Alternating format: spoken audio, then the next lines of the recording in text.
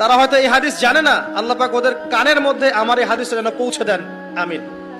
নবী সাল্লাল্লাহু আলাইহি ওয়াসাল্লাম বলেছেন, আমি মেরাজের রাতে যখন গিয়েছি তখন এক শ্রেণীর মানুষকে দেখেছি, ওদেরকে শাস্তি দেয়া হচ্ছে। কি শাস্তি? জাহান্নামীদের রক্ত এবং পুঁজ ওদেরকে খেতে দেয়া হচ্ছে। জিবরাইল আলাইহিস সালামকে জিজ্ঞাসা করা হলো যে এরা কারা? তিনি বললেন, এরা আপনার উম্মতের সেই সব ব্যক্তি যারা মাদকদ্রব্য সেবন করত।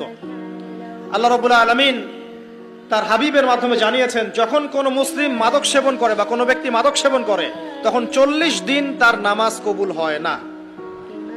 এরপর যদি সে তওবা করে তাহলে আল্লাহ পাক তার তওবা কবুল করবেন ইনশাআল্লাহ। যদি সে আবারও মাদক খায় তওবা করার পর, আবার 40 দিন তার নামাজ কবুল হবে না।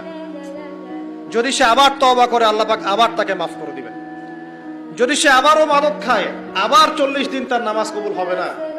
তারপর যদি আবার তওবা করে, আবার আল্লাহ তাকে মাফ করে দিবেন। এরপরেও যদি সে আবার মাদক দ্রব্য সেবন করে, নবী সাল্লাল্লাহু আলাইহি ওয়াসাল্লাম বলছেন, তাকে আল্লাহ রাব্বুল আলামিন পরকালে মৃত্যুর পরে তিনাতুল খাবাল পান করাবেন। তিনাতুল খাবাল। জিজ্ঞাসা করা হল, ইয়া রাসূলুল্লাহ, তিনাতুল খাবাল কি জিনিস? নবী সাল্লাল্লাহু আলাইহি ওয়াসাল্লাম উত্তর দিচ্ছেন, এটা হচ্ছে জাহান্নামীদের রক্ত, মাংস, এগুলো পুড়ে পচে যে রসটা বের হবে